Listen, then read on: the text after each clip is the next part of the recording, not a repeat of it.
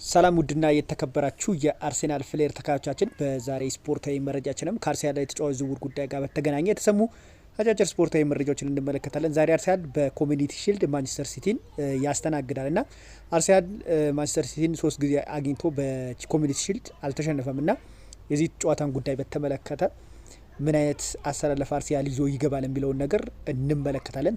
ታክቲካዊ ገለጻ በተቻለ መጠን ለመግለጽ ሞክራለሁ። የዝውውር ጉዳይ አሁን ላይ የዝውውር ጉዳይ ምን ይመስላል የሚለውንም ቅርጽ እንመለከታለን። ቪዲዮ ላይክ እያደረጋችሁ እንዲጀምሩልኝ በአክብሮት እየጠየቁ ወደ መረጃዎች አልፋለሁ። ቀደም ሲል መግቢያ ላይ እንደጠቀስኩላችሁ ከአርሴናል የተጫዋች ዝውውር ጉዳይ ጋር በተያያዘ ምን ገልጻቸው ጉዳዮች ይኖራሉ። ከቪክተር ኦሽሜን ጋር ዝውውር ጉዳይ ጋር በተገናኘ ታዋቂው የእንግሊዝ የቢቢሲ ጋዜጠኛ ሆኖ ሳሚ ወክቤል አንድ ነገር አውጥቷል። ያወጣው መረጃ ምንድነው የሚለው ነገር እንመለከታለን።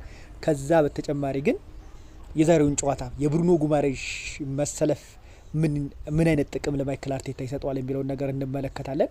ማርቲን ዙቢሜንዲ በተመለከተ ብዙ ትችቶች እየመጣበት ይገኛል። የተጫዋች እውነት የተጫዋች ከአርሴናል ቢለቅ ምን ያህል ተስማማላችሁ? ለአርሴናል የሰጠው ባሳለፍነው ሲዝን ለአርሴናል የሰጠውን ግልጋሎት መርሳት ቀላል ብዬ አልጠብቅም። ምንም እንኳን በሊቨርፑል ላይ፣ በማንቸስተር ሲቲ ላይ፣ በማንቸስተር ዩናይትድ ላይ፣ በቶተንሃም ላይ የሰራው ስህተት ዋጋ ቢያስከፍልም ክለቡን፣ ነገር ግን ደግሞ የሰጠውንም ግልጋሎት መርሳት አይጠበቅብንም።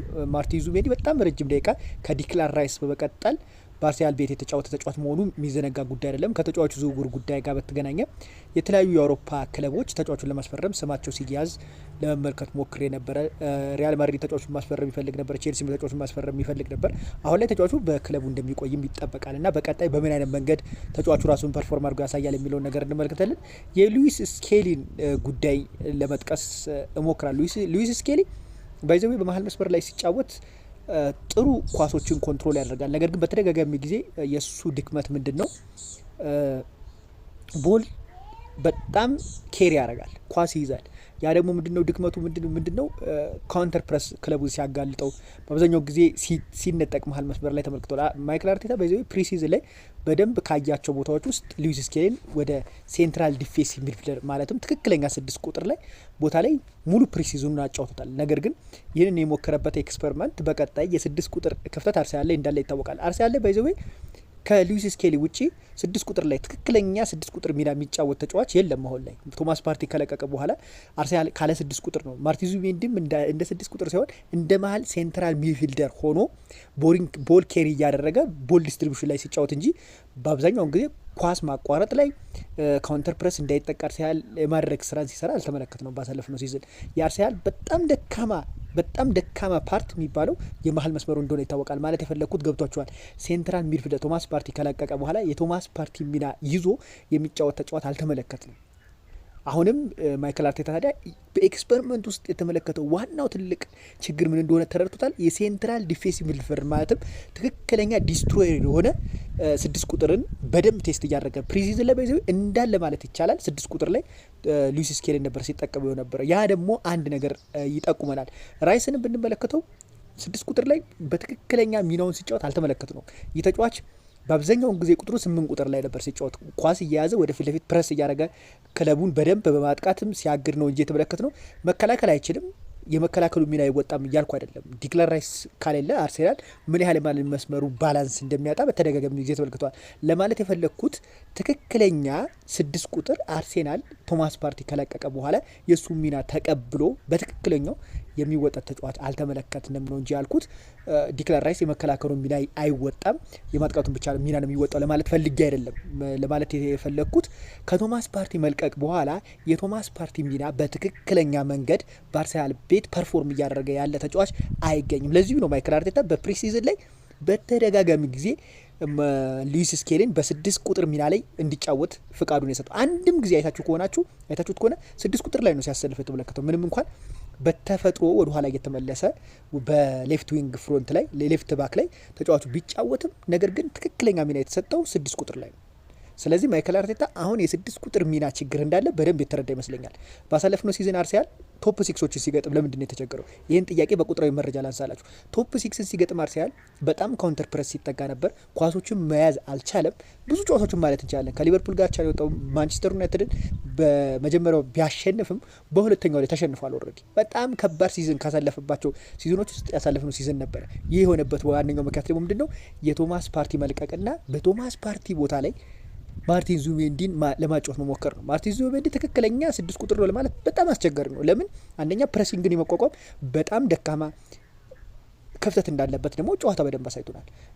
በዛ ላይ ቦል ዲስትሪቢዩሽን ላይ በጣም ጥያቄ ይነሳበታል።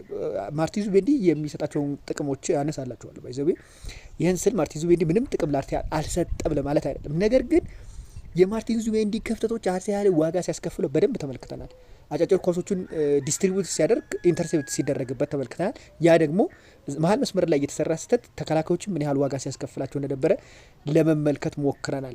ከዚህ ጋር በተገናኘ ብሩኖ ጉማሬሽ አሁን አርሰናል አዘዋውሮታል። የብሩኖ ጉማሬሽ መምጣት ታዲያ በምን አይነት መልኩ ይጠቅመናል የሚለውን ነገርም በጥቂቱ ልመልከት። ብሩኖ ጉማሬሽ ባይዘዌ ምንም የተለየ ማለት የ6 ቁጥር ሚናን ሲጫወት አልተመለከትኩትም። ያ ማለት ግን 6 ቁጥር ላይ እየተመለሰ ይከላከላል ማለት ሳይሆን በአብዛኛውን ግራንድ ሻካን የሚያስታውስ አይነት አጫዋት ነው። ግራንድ ሻካ አይታችሁት ከሆነ በጣም ፍሪደም ያለው ወደ ፊት ለፊት መሄድ በጣም ሌላኛው ዲክላን ራይስ ማለት ነው። ብሩኖ ጉማሬሽ ለአርሰናል ምን አንድ ጥቅም ይሰጣል ብለን ከተመለከትን ግን ክለቡን በትልቅ ደረጃ የሚያሳድገው ምንድነው ሎንግ ክሮሱ በጣም አሪፍ ነው። አርሰናል ቤት አሁን ላይ የቀረ ያልተለመደ ማርቲን ኦዲጋርድን መጥቀስ ይችላሉ። ማርቲን ኦዲጋርድ በሾርት ፓስ በጣም ጎበዝ ተጫዋች እንደሆነ እናውቃለን። ነገር ግን ሎንግ ፓስ ላይ ስንመጣ ግን በጣም ብዙ ድክመት እንዳለበት ተመልክተናል እና የአርሰናልን ከዚህ በፊት የነበረውን ችግር በጥራት አንድ ከፍ ያደርጋል ብዬ ገምታለሁ። የአርሰናል በጣም ስሩ ፓስ ሎንግ ፓስ የሚደረጉ ኳሶች ላይ ድክመት ነበረባቸው። የብሩኖ ጉማሬሽ መምጣት እዚህ ክለብ ላይ መጨመር ግን በጣም ትልቅ ነገር እንደሚጨምር ይጠቅማል። የቀድሞ የማንቸስተር ዩናይትድ ተጫዋች የሆነ መሀል መስመር ተጫዋች የሆነ ፖል ስኮልስ ከዚህ ተጫዋች ጋር የሰጠውን አስተያየትም ልጥቀስላችሁ። የቀድሞ ማንቸስተር ዩናይትድ ተጫዋች ፖል ስኮልስ አርሰናል ብሩኖ ጉማሬሽ በማስፈረም ቡድኑ ኳስ አጨዋወቱ ላይ ትልቅ ለውጥ ሊያመጣ እንደሚችል ተናግሯል። እኔም ቀደም ብዬ ነግራችሁ ነበር። እንዴት የሚለውን እንመልከት። ብሩኖ ጉማሬሽ ከማርቲን ዙቢሜንዲና ዴክላን ራይስ የበለጠ ጨዋታ ወደፊት መግፋትና የጎል ዕድሎችን መፍጠር የሚችል አማካኝ እንደሆነ ስኮልስ ገልጿል። በአንድ የውድድር አመት እስከ 10 ጎል ሊያስቆጥር እንደሚችል ተናግሯል። ቅድም እንደነገርኳችሁ ነው። ልክ እንደ ግራንድ ሻጋ ቦል ኬሪ እያደረገ ወደፊት ለፊት እንደሚጫወት በጥቂት ደቂቃዎች በጥቂት ኤክስፐሪመንት ውስጥ ከኮቦካ ገብቶ አሳይቶናል እና ይህን ነገር ፐርፎርም ያደርጋል ብዬ ገምታለሁ። ዝውውር ጉዳይን ልጥቀስ። እኔ ባይዘው ዝውውር ጉዳይ ላይ ዛሬ በደንብ ገብቼ ለማንሳት ያልፈለግኩበት ምክንያት ቲሙ በምን አይነት መንገድ እየተጎዳ ነው የሚለውን ነገር ለመግለጽ ስለፈለግኩ ነው። ከታክቲካል ጉዳይ ጋር ለማውራት የፈለግኩት እንጂ ቀጥታ ዝውውር ላይ መግባት ይችል ነበር። አርሴናል አሁን ላይ ቀደም ብዬ እንደነገርኳችሁ ያቺ ክፍተት አሁንም አልታየችም። የሴንትራል ዲፌንሲቭ ሚድፊልደር ሚናን የሚወጣ ተጫዋች አሁንም ቢሆን አልተመለከቱም። ለምሳሌ ልክ ማርቲን ዙቢሜንዲ ቢሸጥ እንበልና በጣም ጥራት ያላቸው ስኮት አሁን ብናየው በእርግጥ በጣም ጥሩ ተጫዋች ነው። እንደሱ አይነት ተጫዋቾች ወደ አርሰናል ቢመጡ አርሰናል ሊጠቅማል እንጂ ይጎዳል ብዬ አልጠበቅም። ነገር ግን አሁን ባሉት ቀሪ ቀናቶች ውስጥ አርሰናል ተጫዋች በተለይ ደግሞ እንደ ማርቲን ዙቢሜንዲ ወሳኝ የሆኑ ተጫዋቾችን ይለቃል ማለት የዋህነት ነው። ነገር ግን አሁንም የሱ ሚና የታየ አይመስለኝም የሚለው ነገር እንመልከት። የዝውውር ጉዳይ ካነሳ ነገር በጣም ባክቦን የአርሰናል ደካማ ብለን የምንመለከታቸው ጎኖች አሉ። ለምሳሌ የቀኝ መስመር ተመላላሽ ተከላካይ ላይ ስንመጣ ጁሪያን ቲምበር አሁንም ቢሆን ከጉዳቱ አገግሞ ለመመለስ በጣም ሲቸገር ተመልክተናል። እሱም ቦታ ተኩቶ የሚጫወተው ደግሞ ቤንጃሚን ዋይት ነው። ቤንጃሚን ዋይት በምን አይነት ብቃት ላይ ያለው በጣም ደካማ ብቃቱን ፐርፎርም እያደረገ የሚገኝ በጣም ደካማውን ልን የምንችለውን ቤንጃሚን ዋይትን እያየን ነው።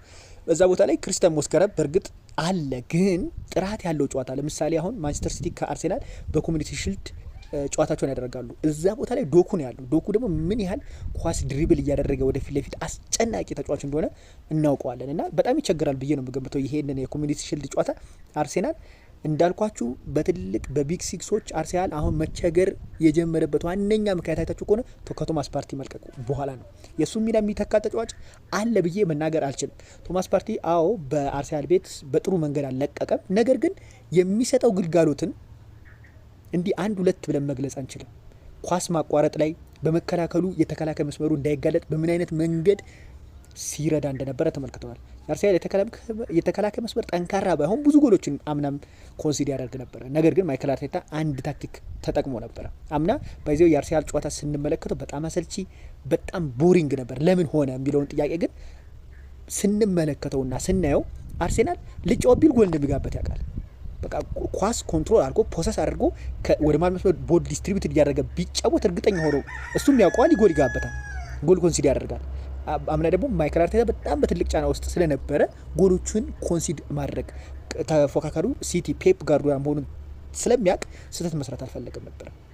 ግን የዛ ምንጩ ልብ ብለን ከተመለከት ነው መሀል መስመር ላይ በጣም ክፍተት እንዳለ ተረድቶታል ማይክል አርቴታ። ለዚህ ነው ተከላካዮችን በዛ አድርጎ መከላከልን የመረጠው። ስለዚህ አሁንም ቢሆን የመሀል መስመር ተከላካይ የማይፈርም ከሆነ አርሴናሎች የመሀል መስመራቸው ጥያቄ ውስጥ እንደሚገባ የሚዘነጋ ጉዳይ አይደለም።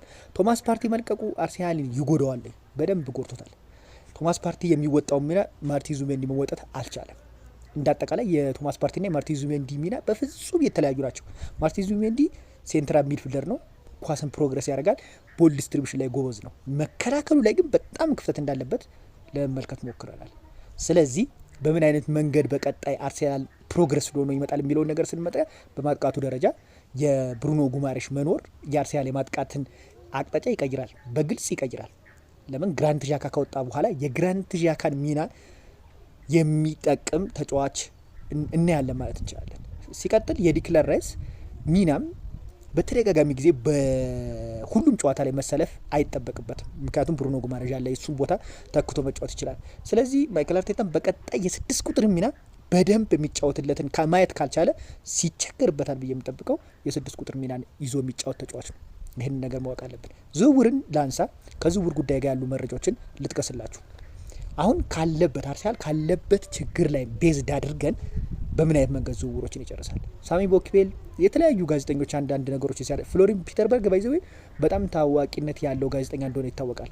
ጀርመናዊ ጋዜጠኛ ምንድን ነው ያለው? አርሰናል በክረምት የዝውውር መስኮት ስትራቴጂውን ለማወቅ በጣም ይከብዳል። ምክንያቱም ማንን ነው የሚያስፈርመው የሚለውን ነገር ለማወቅ በጣም ተቸግሯል። አርሰናል ባይዘዌ ሌፍት ዊንግ ፍሮንት ላይ አሁን ላይ ባይዘዌ ስማቸው ከየትኛውም ተጫዋች ጋር ሲያያዝ አልተመለከትኩትም። ማለት ለማስፈረም እንቅስቃሴዎችን ቢያደርጉም ነገር ግን እየተሳካላቸው አይደለም። ቪኒሲየስ ጁኒየር በጣም ጥራት ያለው ተጫዋች ነበረ፣ ተሞከረ፣ አልሆነም። የተጫዋች ዝውውር ከሰረ እና አሁን ጠቅለል ሳደርግላችሁ ከተጫዋች ዝውውር ጉዳይ ጋር በተገናኘ አርሴናል ቪክተር ኦሺሜንን ለማስፈረም ይፈልጋል። በግልጽ ነው። ዛሬም አዲስ ነገር ሳሚ ቦክቤል ይዞ ወጥቷል። አርሴናል ቪክተር ኦሺሜንን ለማስፈረም ያላቸው ፍላጎት እውነተኛ ነው። ነገር ግን ከየትኛው ክለብ እንደመጣ አልታወቀም።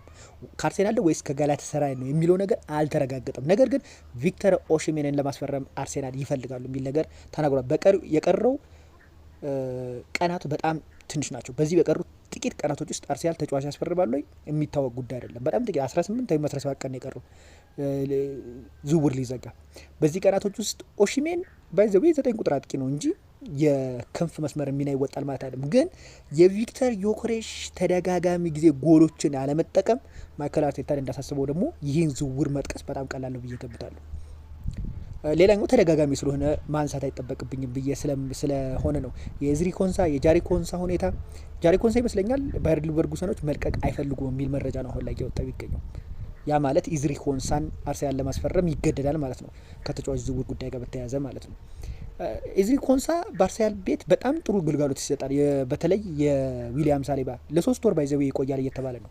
ዊሊያም ሳሊባ ከሜዳ ቢያንስ ለ3 ወር እንደሚርቅ እየተዘገበ ይገኛል። የዊሊያም ሳሊባ 3 ወር አለመገኘት ደግሞ አርሴናሎች ምን ያህል እንደሚጎዳቸው በሱ ክፍተት ጨዋታዎችን በደንብ እያሳየ ይገኛል። ኤዝሪ ኮንሳ ዝውውር የመሳካት እድሉ ከ199% ነው ማለት ይቻላል። አርሴናል እጁ ላይ ያለ ነገር ነው። 35 ሚሊዮን ፓውንድ አቅርቧል። እስከ 50 ማቅረብ የሚችሉ ከሆነ በጠረጴዛ በኩል ተነጋግሮ መስማት የሚችሉበት ጉዳይ ይሆናል ብዬ ነው የምጠብቀው። ስለዚህ ዝውውሩ የመሳካት እድል አለው።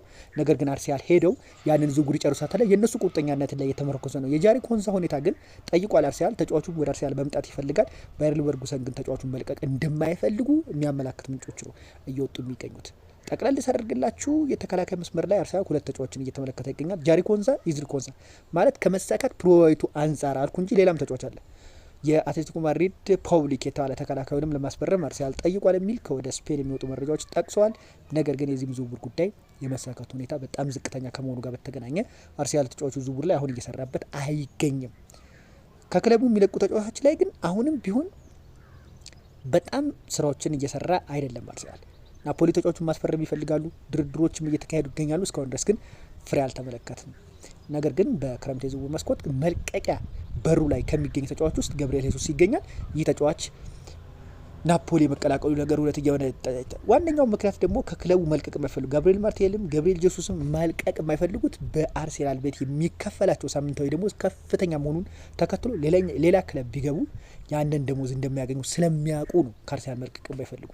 ገብርኤል ማርቲኔሊ ጋላታሳራይ እስከ 45 ሚሊዮን ዩሮ ድረስ አውጥቶ ለተጫዋቹ ዝውውሩን ፈልጎት ነበር፣ ግን ተጫዋቹን መልቀቅ አልፈልግም ብሏል በግልጽ። ታት ሚንስ ሳምንታዊ ደሞዙ በአርሴናል ቤት የሚከፈለው አጓግቶታል ማለት ነው። እና ጠቅለል ሳደርግላችሁ ከአርሴናል ዝውውር ጉዳይ ጋር በተገናኘ አርሴናል አሁንም ክፍተቶችን ይዞ ወደ ሊጉ የሚመጣ ከሆነ በቀጣይ በጣም ከባድ ችግር ይገጥመዋል ብዬ ነው የምገምተው። ምንም እንኳን ማይክል አርቴታ ነገሮችን በነገሮቹ የመፍታት አቅምም ብቃትም ቢኖረው፣ ነገር ግን የሌዊት ዊንግ ፍሮንቱ በግራ ክንፍ ተመላላሽ ማርቲኔን ይዞ መቀጠል አደጋ ይሆናል ብዬ ነው የምገምተው። ክሪስቶፈር ዞሪስ አዲስ ነገር ያሳየናሉ፣ በቀጣይ የምንመለከተ ነው። ዛሬ ታዲያ አርሰናል ከማንቸስተር ሲቲ የሚያደርገው ጨዋታ እጅጉን ይጠበቃል።